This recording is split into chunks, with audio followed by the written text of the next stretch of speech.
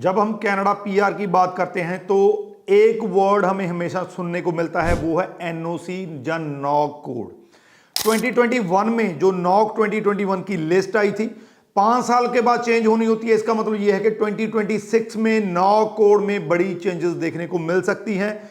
Knock 2026 आ सकता है। तो इस वीडियो में कौन सी वो चेंजेस दिखने को मिल सकती हैं, नॉक कोड होता क्या है, बेसिकली आपको इस वीडियो को देखने के बाद नॉक कोड के बारे में फुल इंफॉर्मेशन हो जाएगी। कैसे इसको रीड आउट करते हैं, इसका मतलब क्या होता है, और कनाडा पीआर की जब आप फाइल प्रोसेस करते हैं तो उसमें नॉक के मायने क्या होते हैं। बहुत इंपॉर्टेंट इंफॉर्मेशन है, क्योंकि मेरी एक कोशिश है कि इन दिनों मैं आपको पीआर, कनाडा पीआर के बारे में जितना एजुकेट कर सकता हूं उतना एजुकेट करना चाहता हूं। तो नॉक उसका एक बड़ा पार्ट है। उससे पहले हमारा YouTube चैनल जरूर सब्सक्राइब कर लीजिए, क्योंकि इस पे आपको ऐसी ही इंफॉर्मेटिव वीडियोस देखने को मिलती है। सबसे पहले नॉक का हम मतलब समझते हैं। इसका मतलब है नेशनल ऑक्यूपेशन क्लासिफिकेशन, यानी कि इसमें जो आपका ऑक्यूपेशन है, जो आपका एक्सपीरियंस है, जो आप जॉब कर रहे हैं, उसकी क्लासिफिकेशन की गई है। बेसिकली ब्रॉड कैटेगरीज 0 to 9, यानी कि 9 ब्रॉड कैटेगरीज में इसको बांटा गया है, जिसमें मैनेजमेंट 0 है, उसके बाद बिजनेस है, उसके बाद नेचुरल एंड अप्लाइड साइंसेज है, हेल्थ है, एजुकेशन है, आर्ट्स है, सेल्स है, ट्रेड है, एग्रीकल्चर है, मैन्युफैक्चरिंग है। तो इस तरीके से जो है अडड कैटेगराइज किया गया है। तो आप किस भी फील्ड से आते हैं, आपको आपकी जॉब के लिए एक नॉक कोड मिलता है। वो नॉक कोड आपने हर जगह पे जो है वो यूज करना है। मान लीजिए आपने कोई भी कैटेगरी के अंदर अपनी फाइल लगानी है, तो वहां पे आपको प्रॉपरली अगर ऑक्यूपेशन लिस्ट दिया जाता है, उसके साथ नॉक कोड भी दिया जाता है, तो आपको उस नॉक कोड को फॉलो करना होता है। आप तभी उस कैटेगरी के लिए एलिजिबल हो सकते हैं अगर आपका नॉक कोड उस लिस्ट में हो। तो नॉक कोड इतना ज्यादा इंपॉर्टेंट है। अब नॉक कोड को आप रीड कैसे कर सकते हैं, ये बहुत इंपॉर्टेंट है। नॉक कोड का जो फर्स्ट डिजिट होता है, बेसिकली ये 5 जो है उसके डिजिट होते हैं। उसका जो फर्स्ट डिजिट है वो ब्रॉड कैटेगरी को, आप हेल्थ से आते हैं, आप ट्रेड से आते हैं, उसको रिप्रेजेंट करता है। जो सेकंड डिजिट है वो आपकी टीयर को, जी हाँ, टीयर लेवल होता है।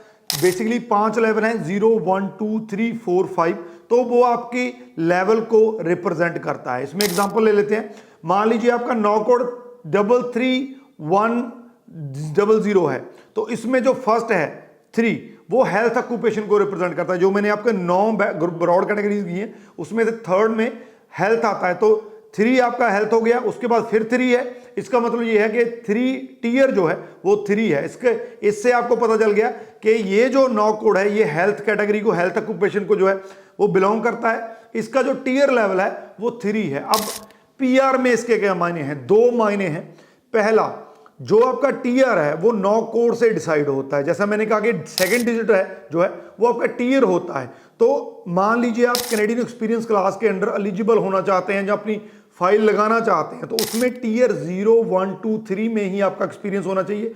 तो आपका जो नॉक कोड है उससे पता चलता है कि आपकी टीयर 0 1 2 3 की जॉब है या उसके नीचे की जॉब है।